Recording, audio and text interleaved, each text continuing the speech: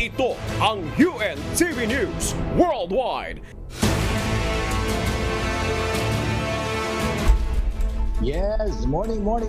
Welcome back sa UNW. Magandang umaga sa iyo, Nina. Bago tayo magbalitaan mga kasama, time check muna po tayo. It's now 4:34 in the morning. Magandang umaga mga kababayan sa Pilipinas. Yes, good morning James at syempre sa ating mga kasangbahay mula po rito sa Down Under.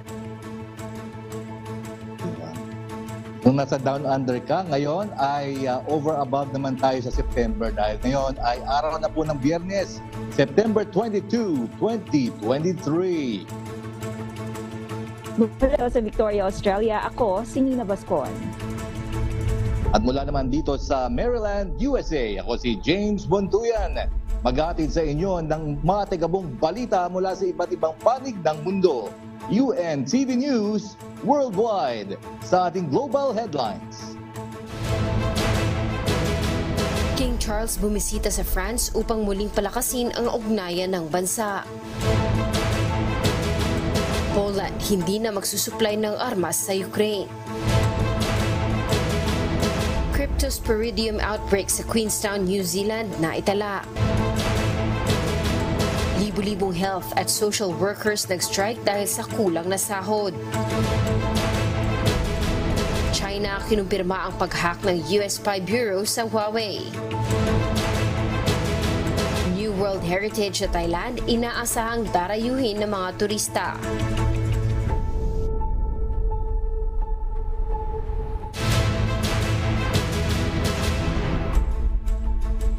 Una sa ating mga umatikabong balita.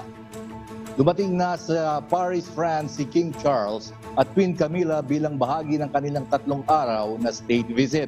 Layon nito na ipakita ang malapit na ugnayan ng France at United Kingdom. Ito ang umatikabong balita ni Noel Poliarco. Sa isang makasaysayang pagkakataon, dumating sa Paris ang hari ng Britain na si Charles at si Queen Camilla noong Miyerkules, September 20. Ito ay bahagi ng kanilang 3 araw na state visit na naglalayong ipakita ang malapit na ugnayan ng Pransya at United Kingdom. Sinalubong ang mga monarch ng isang state banquet mula kay French President Emmanuel Macron at First Lady Brigitte Marie-Claude Macron sa Palace of Versailles.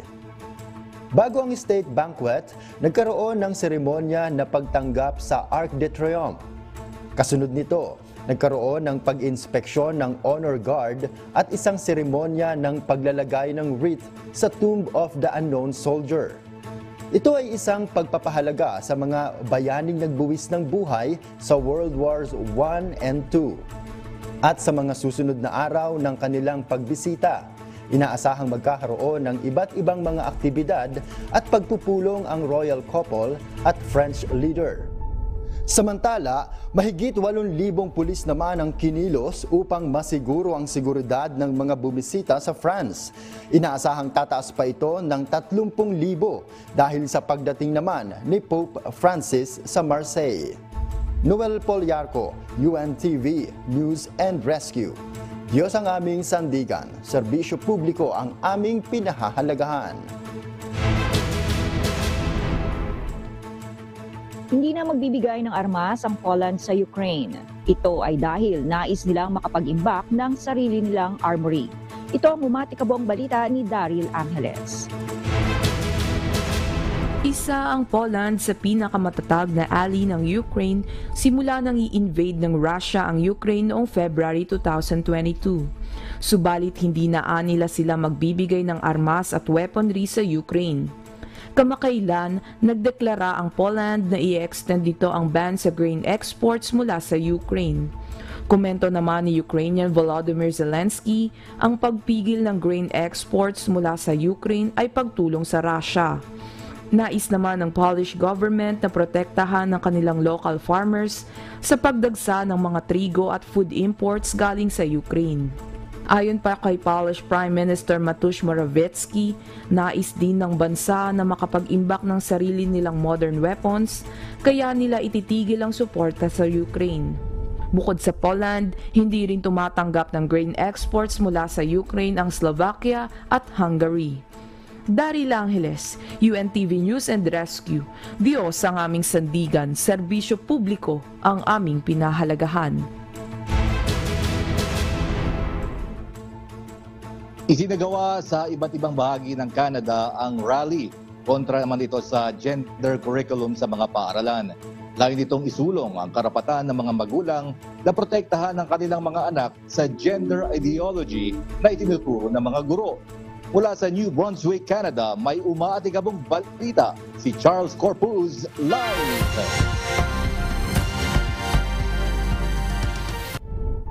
Magandang araw sa iyo, Charles. Ilang mga tao ba ang kabilang sa mga rallies na isinagawa dyan sa Canada?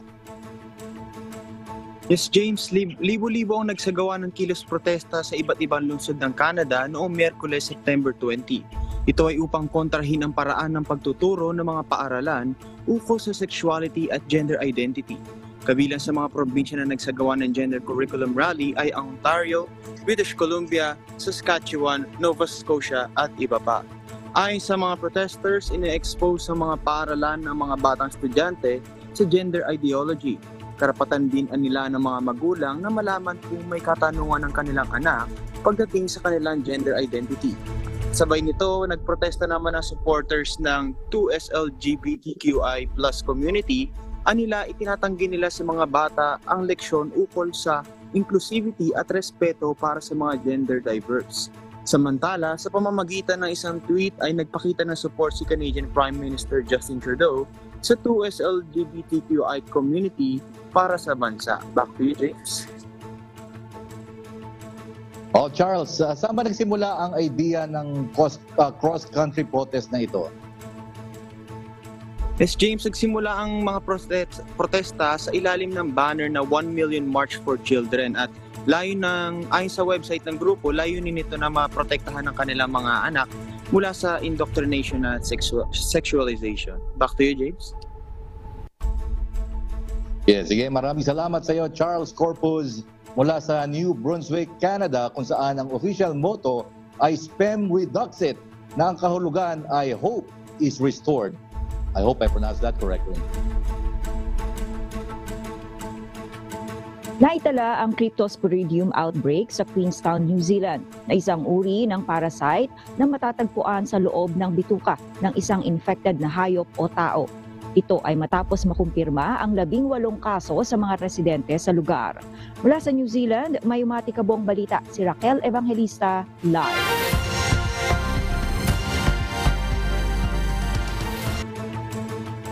Good morning, Raquel. Ano ba ang sanhi ng pagkakaroon ng Cryptosporidium outbreak sa Queenstown, New Zealand? Nina, sa kasalukuyan na hindi pa nakukumpirma ang source ng outbreak na ito, subalit hinihinalang nanggaling ito sa animal waste na nahalo sa water supply ng Queenstown. Kapag walang protozoa barrier sa water treatment, maaaring mainom ang infected spores na resistant sa chlorine na karaniwang inihahalo sa tubig. Kahit ang acid sa loob ng tiyan na hindi rin makapapatay sa Cryptosporidium parasites kapag nainom ang kontaminadong tubig. Bunga nito, 18 residente ang nakumpirma na nagpositibo sa infection, bukod pa mga residente na nagkaroon ng sintomas subalit hindi kumonsulta sa doktor. Pinayuhan ng mga residente sa Queenstown na pakuluan ng tubig bago ito ikonsumo o gamitin, lalo na sa mga bata at sanggol na siyang pinaka-vulnerable sa gastroenteritis mula sa parasite. Ilan sa mga sintomas ng Cryptosporidium infection ay ang diarrhea, pananakit ng tiyan, pagsusuka, pagkahilo at lagnat. Inamin naman ni Queenstown Lakes District Council Mayor Glenn Lewers, 5 sa water system sa distrito ay walang protozoa barrier na pipigil sa Cryptosporidium na humalo sa water supply, subalit ngayon tuloy ang pag-upgrade dito. Balik sa iyo, Nina. Naku, sana wag naman na kumalat yan, Raquel. Pero bukod ba sa pagpapakulo ng tubig, ano pa ang maaaring gawin ng mga residente upang mapigilan ang pagkalat ng Cryptosporidium parasite? Yes, Nina. Siyempre, hindi mawawala dito yung hand hygiene. So, dapat magkaroon ng tamang hand washing matapos mag-toilet o bago mag-prepare ng pagkain. At dapat talagang gamitin soap and water kasi yung mga alcohol-based na sanitizers hindi effective dito sa cryptoparasite. Gayun din kung positibo naman ng isang tao sa infection, dapat iwasan ang pagpe-prepare ng pagkain para sa iba at iwasan din ang paggamit ng swimming pool or hot tubs 2 linggo matapos mawala ang sintomas. Balik sa iyo, Nina. Maraming salamat Raquel Evangelista mula sa New Zealand, kung saan ang Queenstown ang tinaguriang adventure capital of the world. Nagsimula na ang 48 hours na welga ng libo-libong mga health workers diyan sa bahagi ng Northern Ireland. Ito ay dahil sa reklamo ng mga ito sa kanilang sahod. Ito ang umatikabong balita ni Gerard Moral. Ang mga health at social workers sa Northern Ireland ang nakatatanggap ng pinakamababang sahod sa United Kingdom. Kaya naman libo-libo sa kanila ang sumama sa isang 48-hour strike upang humingi ng dagdag sahod. Kinabibilangan ito ng ilang nurses, ambulance at hospital support staff mula sa 3 union, ang Unison, Unite at NIPSA. 4,000 manggagawa naman ang sasali sa welga ayon sa Unite. Naiintindihan ng Department of Health or DOH ng Northern Ireland ang sitwasyon kaya't ikinalulungkot nito na kailangan pang umabot sa isang industrial action upang pakinggan ang mga manggagawa. Inaasahan naman ng DOH ang malaking pagkagambala ng mga serbisyo sa mga ospital dahil dito. Gerard Moral, UNTV, News and Rescue. Diyos ang aming sanligan, serbisyo publiko ang aming pinahahalagahan. Maghahatid ng masamang panahon ang isang coastal storm mula sa Florida hanggang sa iba't ibang bahagi ng Mid-Atlantic region ng USA. Maaari naman ito maging isang subtropical storm sa weekend. Mula sa Texas, USA, may umatikabong balita si Abby Valdez live.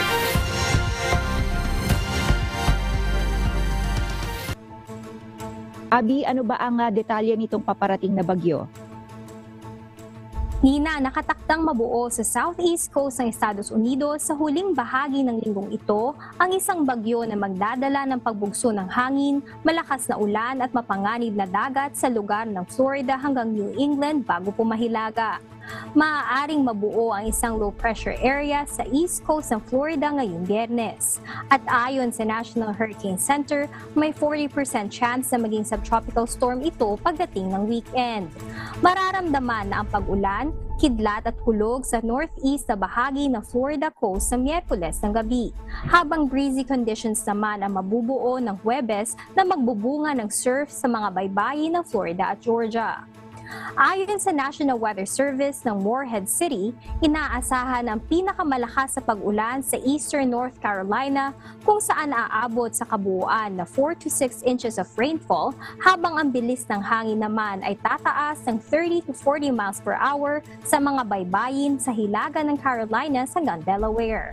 Aabot ang daan-daang milya mula sa sentro ng coastal storm ang mga pag-ulan na bubuhos sa mga bahagi ng Mid-Atlantic region at New England Sabado ng gabi.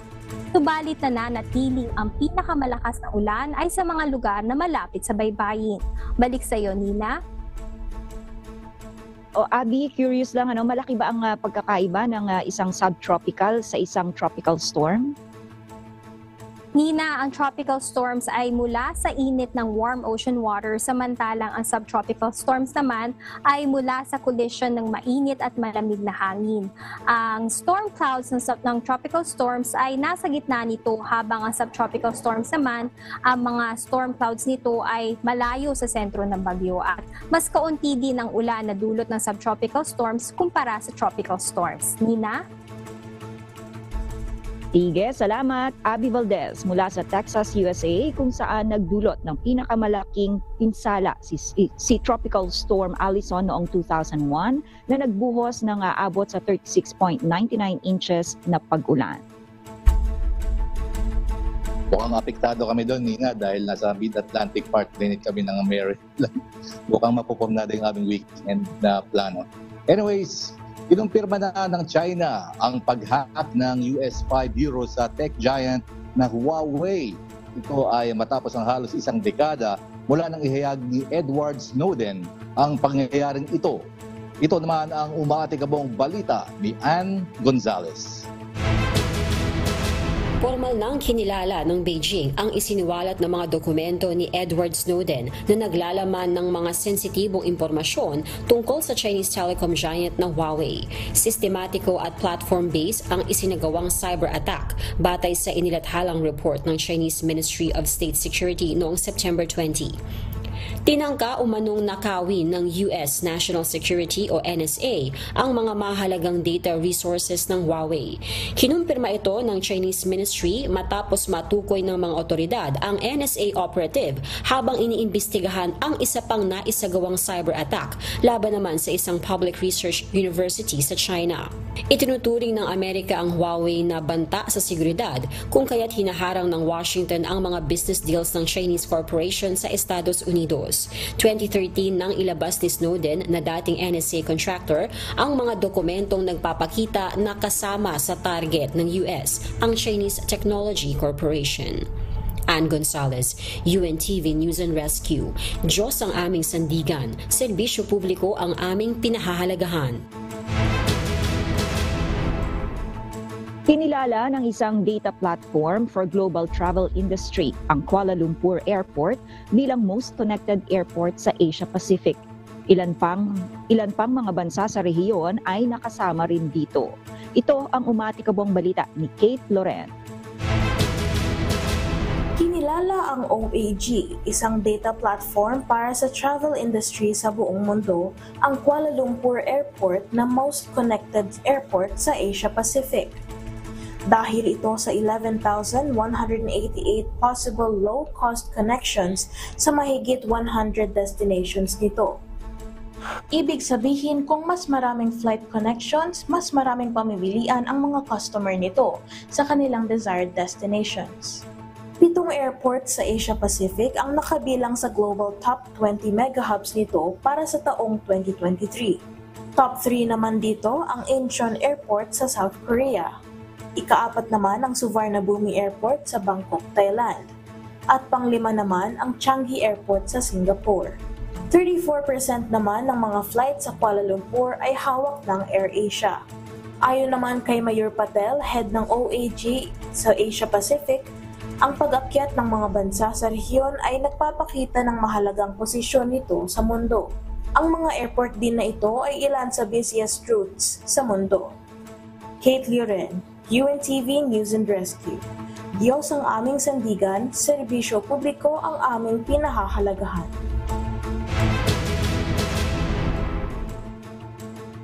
Diniklara ng UNESCO Building World Heritage Site sa Thailand ang ancient town of Sitep. Samantala, pinangangambahan naman ang pagdagsa ng mga turista dahil dito. Ito ni Paula Porta. Idiniklara ng UNESCO ang ancient town sa Sitep na nasa probinsya ng Phetchabun, Thailand bilang isang World Heritage Site. Ito ang ika-4 na Cultural World Heritage Site sa bansa. Mayroon itong 3 cultural sites na tinatawag na Ancient Town of Sitep, Khao Klang Nok at Khao Tamurat Cave Monument. Samantala, nagbabala naman si Chulalongkorn University history expert Pacharapon sa maaring idulot na pinsala sa pagdagsa ng mga turista rito. Ang limitadong infrastruktura, waste disposal, mga kalsadang konektado sa lugar at paradahan ng sasakyan ang nakikita pang dapat na pagkukulan ng pansin. Isang pinangangambahan din ay ang pagnanakaw sa mga natitirang artifacts na hindi pa nadidiskubre sa loob ng ancient city at ang pagbibenta nito sa black market. Kabilang din sa UNESCO World Heritage List ang iba't ibang cultural sites sa Thailand, gaya ng Banchang Archaeological Site, City of Ayutthaya at Historic Town of Sukhothai. Paula Porta, UNTV News and Rescue Thailand. Diyos ang aming sandigan, serbisyo publiko ang aming pinahalagahan.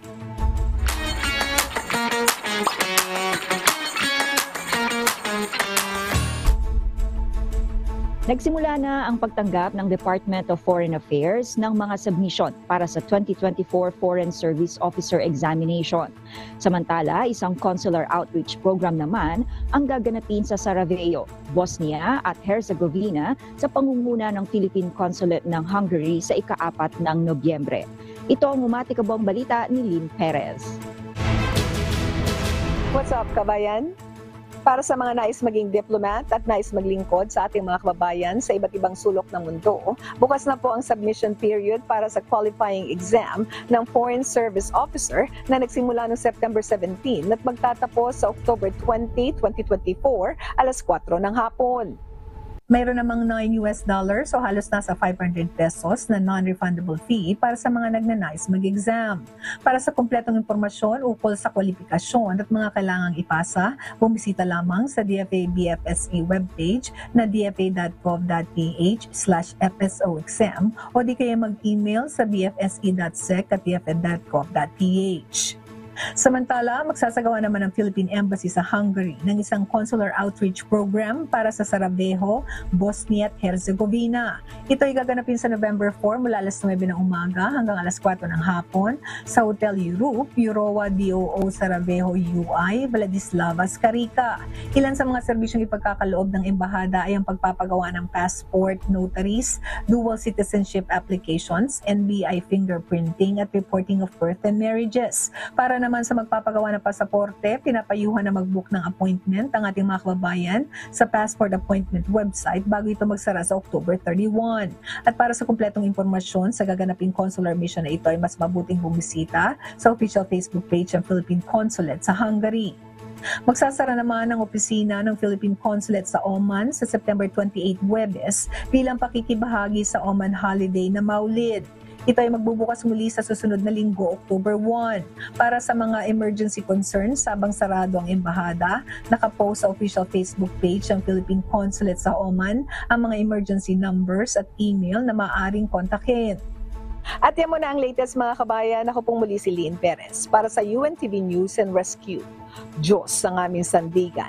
Serbisyo publiko ang aming pinahahalagahan.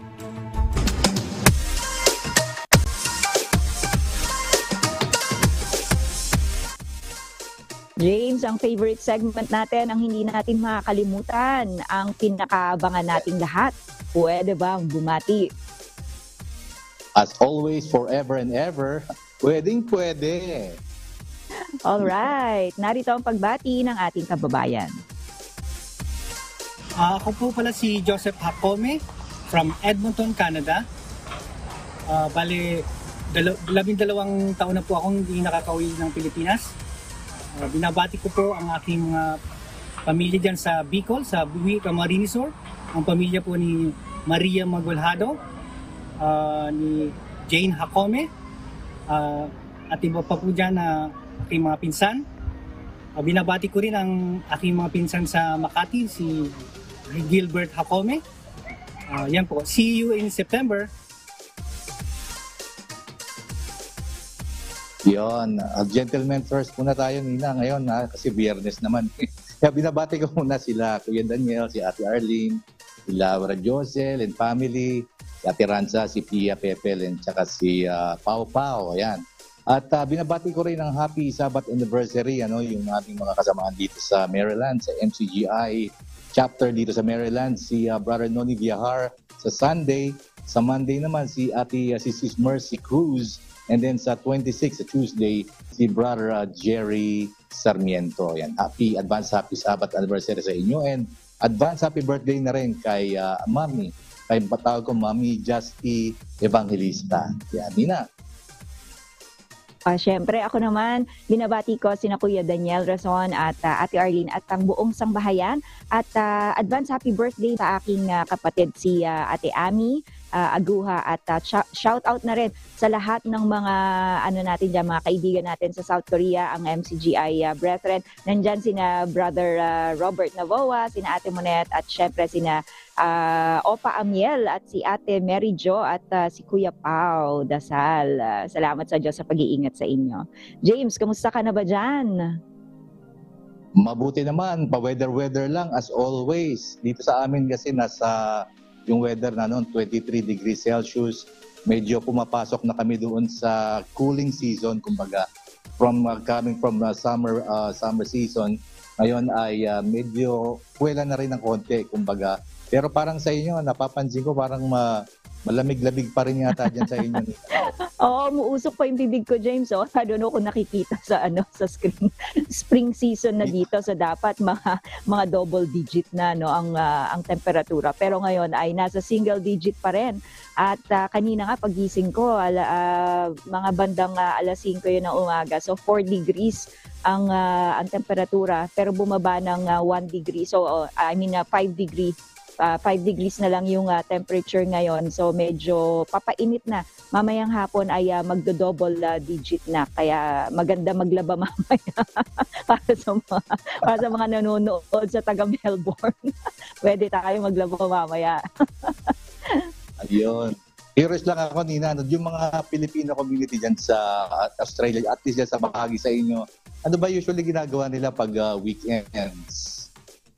Kapag weekends, marami dito syempre bonding, lalo na ngayon, James, kasi school holiday ngayon ng mga bata. So, ang ginagawa ng mga magulang ay dahil una, spring season, tapos school holiday pa, dinadala nila yung mga bata sa beach, tapos nagka-camping. So ano yan, nag-over the weekend sila. So minsan Friday night pa lang nasa camping site na.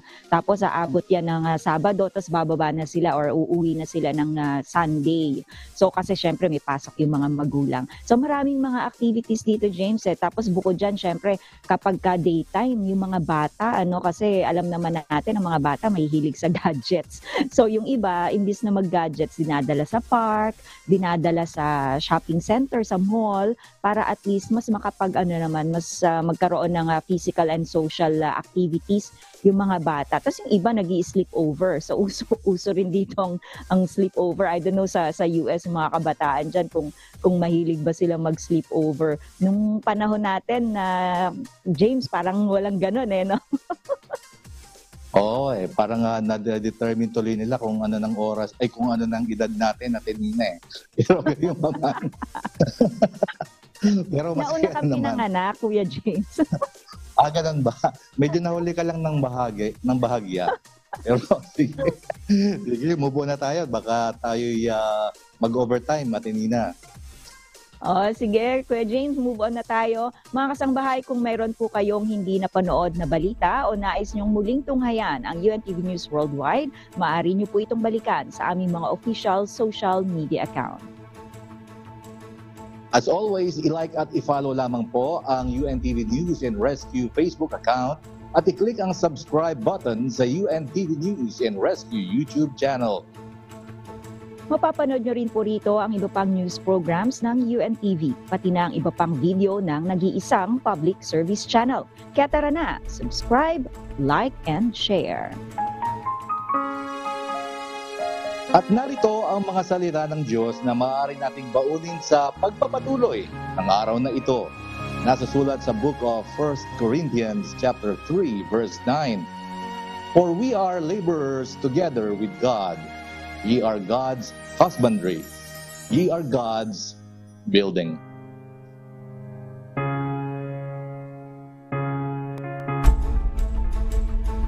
Amen. James, napakabilis ng oras dahil yan po ang mga umaatikabong balita sa iba't ibang panig ng mundo ngayong umaga ng Biyernes, September 22, 2023. Susunod na ang programa ang Hataw Balita Pilipinas sa UNTV at sa UNTV Radyo La Verdad 1350. Mula rito sa Victoria, Australia, ako si Nina Bascon. Sa ngalan ng lahat ng bumubuo ng UNTV News and Rescue at ng UNTV Radyo La Verdad 1350, mula dito sa Maryland, USA, ako naman si James Pontuyan dito sa UNTV at sa UNTV Radyo La Verdad 1350. Diyos ang aming sandigan, serbisyo publiko ang aming pinahalagahan. Milyong salamat po sa Diyos and have a blessed weekend.